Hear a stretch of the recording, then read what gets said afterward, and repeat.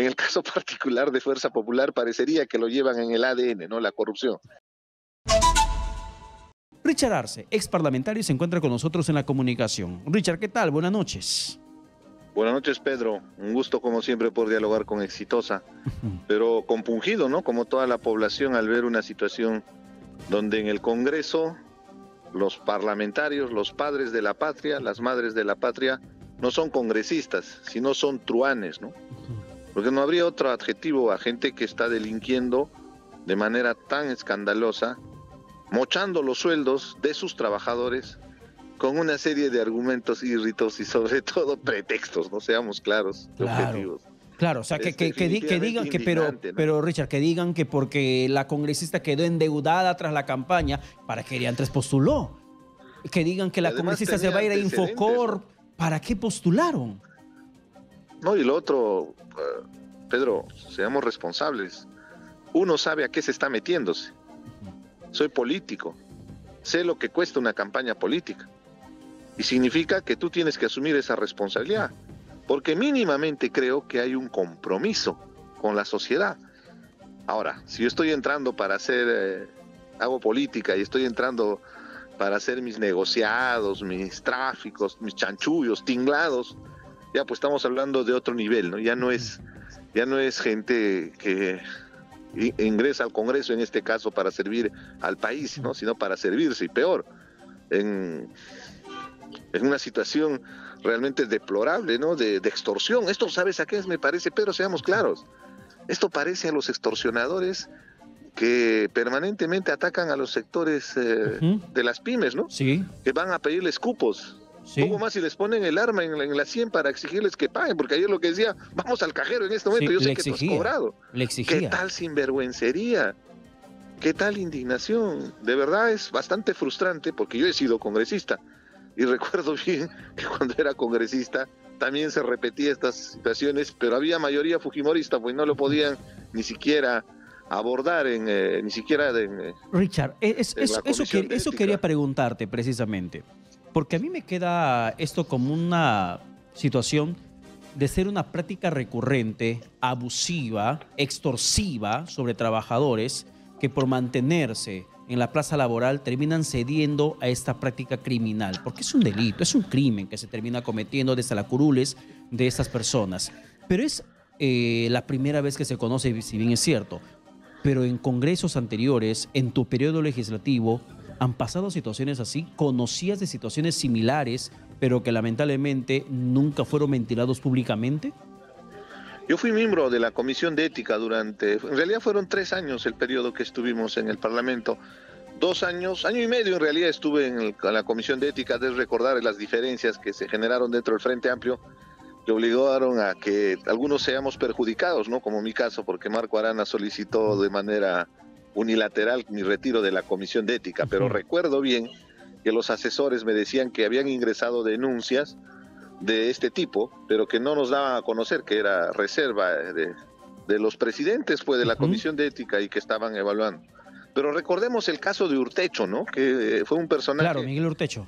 Bastante controversial porque más allá del problema de salud, él tenía una discapacidad severa. En realidad lo que él también estaba haciendo era lo mismo que ha hecho esta congresista Cordero Yontay, ¿no? Que se quede registrado en la mente de nuestros ciudadanos, ¿no? Porque esta gente tiene que entrar ahí al túnel de la desgracia, ¿no? Porque todo lo que están haciendo es simplemente delito, siendo congresistas, ¿no? En el caso de Urtecho, al final tuvo una sentencia, porque esto es delito. Eso tiene que entender esto. Y fíjate, lo que lo salva a los congresistas es la inmunidad parlamentaria. Sí, pero Richard, ¿cuál es la diferencia? A ver, estamos supuestamente en un Congreso donde no hay mayor nivel de inmunidad parlamentaria, pero estamos también en un escenario, un recuerdo que nos haces con el caso de Michael Urtecho, Wilson Urtecho, congresista que hacía lo mismo y que luego fue desaforado, fue destituido.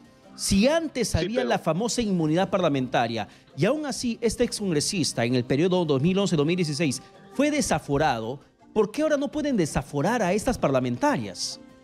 A eso quería llegar, porque quiero explicar el tema de la inmunidad parlamentaria. Si bien es cierto, ya con en las últimas legislaturas se ha ido reduciendo la protección que te genera la inmunidad parlamentaria, pero tiene que entenderse que la inmunidad parlamentaria no es un derecho del congresista, es un amparo a la función congresal de la institución Congreso de la República.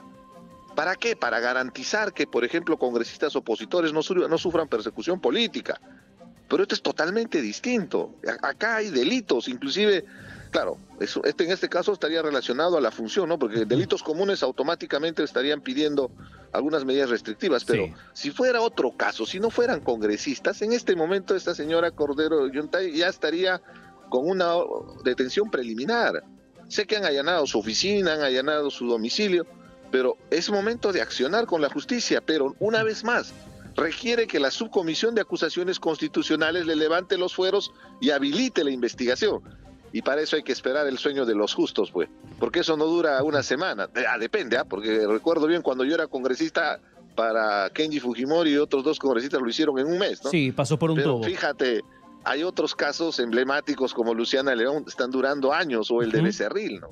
También. Personajes bastante comprometidos con delitos graves, ¿no? Entonces, a lo que voy es que tenemos que someternos nosotros a la discrecionalidad del Congreso de la República para que puedan tomar este tipo de decisiones y que finalmente puede pasar, como te digo, un mes, puede pasar un año, pueden pasar 2, 3 años y recién les habilitan. Entonces, ¿qué es lo que hacen? Simplemente van a limpiar las pruebas, pues, porque se requiere agarrar en caliente para que nos puedan entender los radioyentes a nivel nacional. Cuando hay un delito de esta naturaleza, lo que se requiere es la celeridad del sistema de justicia para que inmediatamente recaben las pruebas y se accione legalmente como corresponde. Ya, ¿y cuál es el grado, pero Richard, ¿y cuál es el grado de responsabilidad que tiene cada bancada? El caso, por ejemplo, de Rocío Torres Salinas, que a mí me parece una situación repugnante. Encima luego termina borrando los chats que le vinculaban a esta práctica extorsiva de pedir sueldo a los trabajadores. Progreso, ¿no? Y Alianza para el Progreso nunca le expulsó. Plata como cancha. Nunca, plata como cancha. Es que Alianza para el Progreso nunca lo expulsó, a pesar que César Acuña había salido enfático, molesto, iracundo a decir que no pueden permitir eso y que lo van a votar. Y nunca la votaron, porque luego salió Eduardo Salguana casi justificando o dándole penita a Rocío Torres Salinas, que por cierto ha sido presidenta de la subcomisión de acusaciones constitucionales, nada menos. Por eso es la indignación, porque entenderás que al final las bancadas, pero sobre todo los partidos políticos que llevan a estos personajes siniestros a asumir esta responsabilidad son cómplices. Habrás leído el mensaje el comunicado de Fuerza Popular. Sí. Y también para mí es complicidad cínica, salvo tal vez las expresiones de Miki Torres, ¿no? También reconozcamos que ayer lo escuché en un programa dominical y fue contundente de que esta señora no debería estar un día más en Fuerza Popular. Marta Moyano pidió que la expulsen del partido, de la bancada. Patricia Juárez terminó denunciando ante la Comisión de Ética a su compañera de bancada. Pero discúlpame, todo eso es parte de la pantalla, de la peliculina, pues, de la pantalla. Porque la cuestión objetiva es, esta denuncia no ha salido el domingo, esta denuncia salió en media semana, porque la Fiscalía le intervino. Sí. ¿Qué han hecho estos días? O sea, tienen que esperar para ver el video. Esperan el escándalo mediático. A eso quiero llegar, para que veas que la catadura moral de muchos congresistas, pero sobre todo de partidos políticos y bancadas, está en función de lo que diga la prensa. O sea, si la prensa pasa por agua tibia, si la noticia mediática no se extrapola, simplemente van a ser cómplices con impunidad. Y es eso lo que se tiene que actuar y accionar con fuerza, porque no puede ser posible. Pero al final, objetivamente, el fujimorismo una vez más nos muestra lo más ruin que pueden ser como organización política, ¿no? Y yo lo he dicho en mis artículos, y yo los invito a leer mañana mi artículo respecto a que los no son congresistas, son truanes, ¿no? Porque en el caso particular de Fuerza Popular parecería que lo llevan en el ADN, ¿no? La corrupción. Siempre están involucrados con gente de muy baja estofa, ¿no? Gente lumpen ahí. Y se entiende, ¿no? Porque al final probablemente, como dicen las investigaciones fiscales, pagan pues para tener una curul. Y fíjate, en este caso de esta señora Cordero Yontay, ha hablado directamente de Alberto Fujimori, de Keiko, de Kenji. O sea, él se solo hecho de involucramiento, ya es una situación pues vergonzante. Pero Richard, ¿no? Y no solamente se trata de Fuerza Popular. Recordemos, Magali Ruiz, Rocío Torres, de Alianza para el Progreso. El caso de Heidi Juárez, de la bancada de Podemos Perú. y el caso de Katy Ugarte, que entró con Perú Libre, con un grupo de izquierda, o sea, izquierda y derecha en Sí, la por misma situación supuesto. asquerosa. No, por supuesto, sino que estamos hablando de este caso y en eso también quiero ser contundente, ¿ah? Porque acá no hay ningún tipo de condescendencia. Y seguramente hay en la bancada magisterial y en todos los de la izquierda que han estado avalando un gobierno corrupto como de Pedro Castillo, ahí también se cuecen habas, ¿ah? Que se sigue investigando. Discúlpame, Pedro, si yo fuera presidente del Congreso, mañana hago un afiche gigante y lo pego en todas las oficinas de los congresistas para que denuncien los trabajadores cualquier intentona de este tipo. Y vas a ver que va a empezar el problema a reventar como un chupo, disculpando el término, porque Ya. esto es asqueroso. Así, Es que el Congreso es cómplice, otorongo no come otorongo. y Richard, Empieza por ahí la corrupción. quiero terminar la entrevista reiterándote la pregunta. Hablamos de Michael Urtecho, que sí es cierto, ha sido desaforado, destituido y todo lo demás del Parlamento por hacer la misma práctica. Hablamos de hace una situación de 7 años atrás. Sin embargo, ¿sabías tú de otros congresistas que habrían hecho lo mismo en tu periodo de 3 años o en periodos anteriores? ¿Que esa es una práctica recurrente de pedir parte del sueldo a los trabajadores? Como te digo, yo fui miembro de la Comisión de Ética y ahí los trabajadores, que el equipo asesor, me mencionaban que habían varias denuncias, pero que no podían entregarme porque era orden de el presidente de la comisión, relacionados justamente a este tipo de denuncias. Yo quise investigar, pero entenderás que era una lucha titánica de uno contra 73 fujimoristas. Entonces bloqueaban todo. Pero evidentemente si empezamos a escudriñar vamos a encontrar un montón de estos casos, ¿no? Es indignante y se repite, ¿ah? Porque no solamente fue en mi periodo, que casi todos los periodos hay este tipo de denuncias, por eso se ha hecho una especie de modus operandi. El Claro. congresista cree que los trabajadores están en su puesto porque es un favor que le hace el congresista. Esto tiene que cambiar y la fórmula es simple. El servicio parlamentario tiene que ser profesionalizado, que se contrate por capacidad y competencia y los congresistas escojan de ese pool de profesionales quiénes van a ser sus asesores. A ver, vamos a ver si alguien va a intentar pedirle el sueldo, pues además mejoramos la calidad, ¿no? Ahora, como hay discrecionalidad y contratan a cualquier hijo de vecino y sobre todo a sus compadres, a sus amigos, a sus allegados, al final estamos con esta situación, ¿no? de tráfico que lamentablemente es una vergüenza, desmerece la función congresal y nos muestra que no tenemos congresistas, tenemos truanes en el Palacio Congresal y es una vergüenza porque el primer poder del Estado se está enlodándose con delitos recurrentes, ¿no? Una Bien. vergüenza para una institución tan importante y en un momento donde la aprobación está por los suelos, ¿no? No llega ni a 2 dígitos en aprobación. Bien. Es indignante. Bien, Richard Arce. Muchas gracias por la comunicación compartida.